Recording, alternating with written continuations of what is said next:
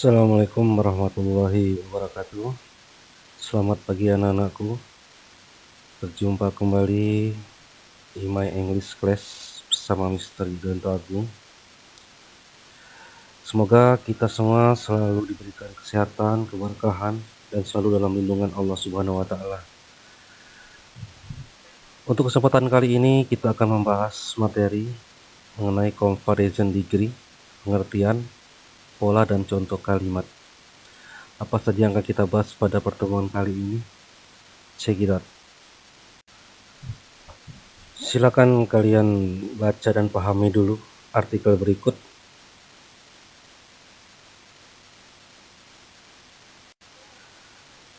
Comparison degree merupakan istilah dalam grammar bahasa Inggris untuk menunjukkan perbandingan.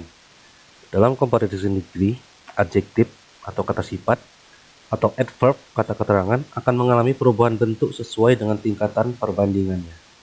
Karena itu, comparison degree bisa juga disebut sebagai tingkatan perbandingan. Fungsi comparison degree digunakan ketika hendak membandingkan satu hal dengan hal yang lain. Contoh, misalnya kita akan membandingkan suatu benda dengan benda yang lain atau orang dengan orang yang lain. Oke, sekarang kita lihat tingkatan dari comparison degree. Comparison degree memiliki 3 tingkat, yaitu positive degree, comparative degree, dan superlative degree. Apa perbedaan dari ketiganya? Mari kita lihat bersama-sama di gambar berikut. Positive degree, ya, berada di level yang sama atau sebanding. Jadi ketika kita membandingkan suatu benda dengan benda yang lain, itu bendanya atau ininya memiliki level yang sama. Ketika di comparative degree, salah satu memiliki sifat yang lebih dari lainnya. Berarti satu benda atau satu orang memiliki sifat yang lebih dari benda atau orang yang dibandingkan. Kemudian untuk superlative degree memiliki sifat yang paling, berarti lebih dari segala-galanya. Kemudian bentuk adjektif atau adverb yang digunakan untuk positive degree tetap tidak berubah bentuk. Di comparative degree berubah bentuk dengan menambahkan imbuhan R di belakangnya atau more di depannya. Kemudian untuk superlative degree berubah bentuk dengan menambahkan imbuhan EST di belakangnya atau the most di depannya.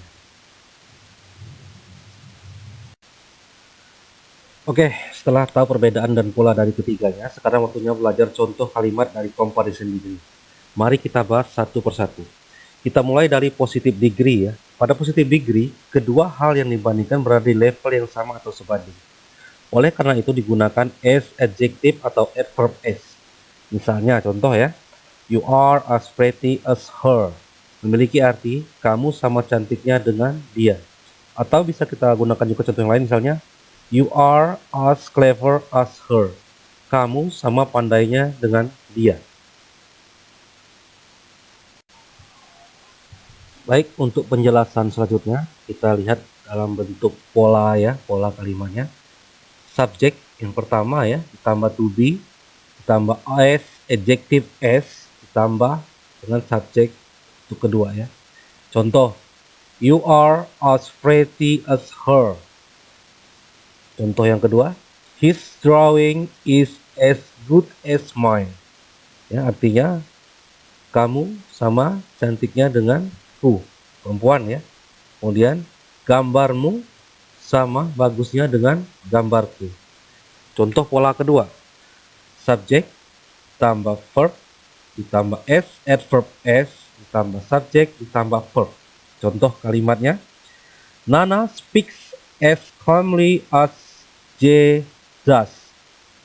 J runs as fast as Nana does. Ya, Nana berbicara ya, sama kalemnya dengan Joe. Kemudian Joe berlari secepat Nana. Oke, untuk selanjutnya kita beralih ke comparative degree ya. Pada comparative degree, salah satu dari kedua hal yang dibandingkan memiliki sifat yang lebih dibandingkan dengan yang lain. Oleh karena itu digunakan adjektif atau adverb plus ditambah R atau more plus adjektif dan adverb. Misalnya, you are prettier than her. memiliki arti kamu lebih cantik daripada dia. Atau kita bisa digunakan you are more handsome than his. Ya. Baik, untuk pola dari comparative degree ini kita lihat di sini ya. Pertama itu pola pertama itu subjek ya. Plus to be plus adjective plus R. Jadi adjektifnya ditambahin ER ya. Dalam kurung then plus subjek itu kedua. Atau pronoun ya. Pronoun dari objek. Contoh ya, contoh dari pola pertama nih, you are prettier than her. Ya. You are prettier than her. Kamu lebih cantik dari dia perempuan ya. Kemudian his drawing is better than mine.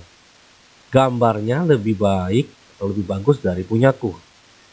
Kemudian untuk pola kedua di sini ya, kita lihat subjek plus verb plus adverb. Adverbnya ditambahin er ya. Kemudian then subjek untuk kedua plus verb. Contoh, Jae run faster than Nana does. Ya. Jae run faster than Nana does. Jae ya berlari lebih cepat daripada si Nana. Kemudian untuk pola ketiga, subjek plus to be plus more plus adjective ya plus then plus subjek kedua. Contoh, chocolate is more delicious than strawberry. Chocolate is more delicious than strawberry. Coklat lebih enak daripada strawberry. Kemudian pola keempat, subjek plus verb plus more plus adverb ya, dalam kurung then plus subjek plus verb ya. Contoh, Nana speaks more calmly than Jai does. Nana speak more calmly than Jai does. Nah, catatan di sini ya, untuk then plus subjek untuk kedua dan then plus subjek untuk kedua plus verb bersifat opsional. Artinya boleh digunakan dalam kalimat sebagai pembanding, boleh juga tidak. Oke, selanjutnya kita masuk ke bentuk superlative degree atau tingkatan paling ya. Pada superlative degree, hal yang dibicarakan memiliki sifat paling di antara yang lainnya. Oleh karena itu digunakan adjektif atau adverb plus est atau most plus adjective adverb. Misalnya, you are the prettiest girl in school. You are the prettiest girl in school. Memiliki arti kamu adalah perempuan paling cantik di sekolah. Ya.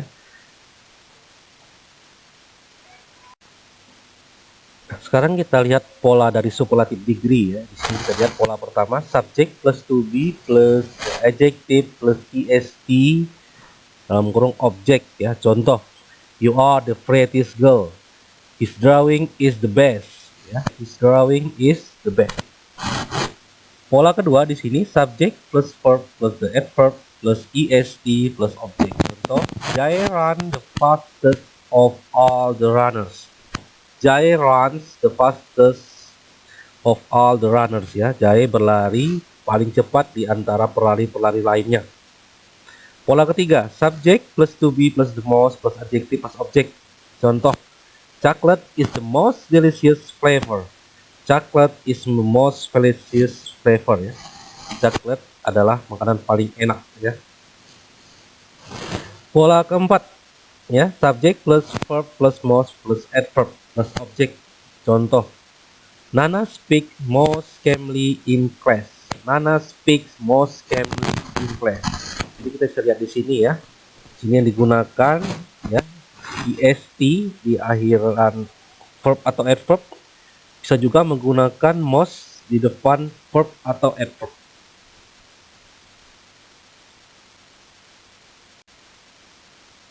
Nah, biasanya pertanyaan seperti ini akan muncul ya dalam pikiran kalian atau kalian bertanya-tanya, kapan kita harus menggunakan ir atau ist dan kapan harus menggunakan more atau most. Jadi penggunaan ir, ist atau more dan atau most itu harus disesuaikan kembali dengan adjektif atau adverb yang digunakan dalam kalimat itu sendiri. Jadi terdapat beberapa aturan yang harus kalian ketahui, antara lain ya, adjektif, adverb dengan satu silabel atau suku kata. Maksud dari satu silabel atau suku kata yaitu adjektif atau adverb tersebut tidak dapat dipenggal sehingga pengucapannya hanya satu kali saja. Contoh, cheap ya dilafalkan sebagai cheap, bukan cheap ya. Large dilafalkan sebagai large, bukan large ya. Adjektif atau adverb dengan satu syllable selalu menggunakan er atau est. Nah, kita lihat di sini ya. Tetapi jika adjektif atau adverb tersebut berakhiran huruf konsonan yang didahului oleh satu huruf vokal, maka huruf konsonan terakhirnya harus ditulis ganda. Ya, cheap ya. Contoh di sini ya, positif degree-nya cheap. Ketika di comparative degree dia di cheaper, di superlative degree the cheapest ya. Large di positive degree, ketika di comparative degree dia berubah menjadi larger ya. Di superlative degree the largest. Short berubah menjadi shorter, shortest ya. Nah, big seperti yang dikatakan tadi, ketika ya huruf konsonan yang didahului oleh satu huruf vokal, maka huruf konsonan terakhirnya harus ditulis ganda. Kita lihat di sini big ini ya, sebelum G itu ada huruf I, itu merupakan huruf konsonan. Maka huruf setelah konsonannya harus ditulis ganda. Contoh, dia menjadi bigger, G-nya ditulis double ya. Ketika di superlatif jadi biggest. Begitu juga dengan pet.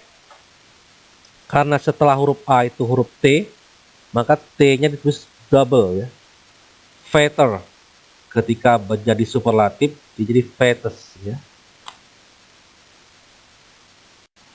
Jadi untuk penjelasan selanjutnya, big berubah bentuk menjadi bigger dan biggest, bukan bigger ya, atau biggest. Karena big berakhiran huruf konsonan G dengan didahului satu huruf vokal I, sehingga huruf konsonan terakhirnya harus ditulis ganda. Jadi huruf G-nya ditulis double, karena setelah belum huruf G itu ada huruf I atau huruf konsonan. Kalau kata bahasa kita itu huruf hidup ya. Sedangkan cheap ditulis cheaper dan cheapest, bukan cheaper atau P-nya double, karena cheap berakhiran huruf konsonan V, tetapi didahului oleh dua huruf vokal yaitu I, E, dan A, sehingga huruf konsonan terakhirnya tidak perlu ditulis ganda.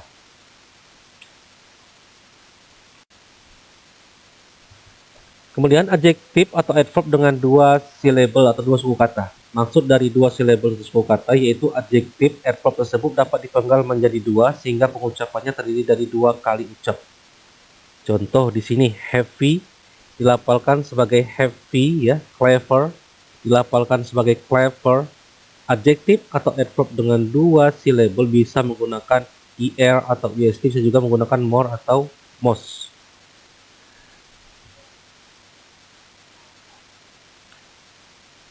Kita lihat di sini ya, contoh dalam bentuk tabel ya, adjektif adverb dengan dua syllable atau dua suku kata, bentuk positive degree, comparative degree, dan superlative degree. Dari perbandingannya simple, simpler ya, dan simples ya. Clever, clever, cleverer ya, cleverest. Easy, easier, the easiest. Famous, more famous, the most famous. Gently, more gently, the most gently. Boring, more boring, the most boring. Jadi ya di sini ada yang ditambahin more dan ada yang ditambahin er di belakang kata kerja atau adverbnya. Kemudian di sini juga ada adjektif atau adverb dengan bentuk tidak beraturan atau irregular form ya, irregular form. Adjektif atau adverb yang tidak beraturan atau irregular form ini tidak mengikuti aturan penambahan er, est maupun more dan most, karena memang sudah paten seperti itu dari asalnya. Contoh, good ya, ketika di comparative degree dia menjadi better, ketika di superlative degree dia menjadi the best. Bad menjadi worse dan the worst. Far menjadi farther atau farther, the farthest atau the farthest. Little menjadi less and the least. For menjadi former, the foremost. Nah, gimana anak-anak? Sudah paham kan dengan penjelasan tentang comparison degree di atas? Tadi sudah Mister jelaskan mulai dari positive degree, comparative degree, dan ya comparison degree ya, sampai superlative degree. Dijelaskan per item ya. Saya harap kalian sudah mengerti tentang kata-kata adjective, adverb, bagaimana cara mengubahnya ketika dia menjadi positive degree, menjadi comparative degree dan superlative degree. Nah, nanti kalau sudah paham, nanti akan ada latihan yang akan Mister berikan. Ya, saya rasa cukup sekian penjelasan dari saya. Semoga kalian dapat memahami dan mengerti tentang materi kita hari ini. Ya, saya kalau ada salah-salah kata saya mohon maaf, kepada Allah saya mohon ampun. Usikum wa nafsi bitaqwallah. Assalamualaikum warahmatullahi wabarakatuh.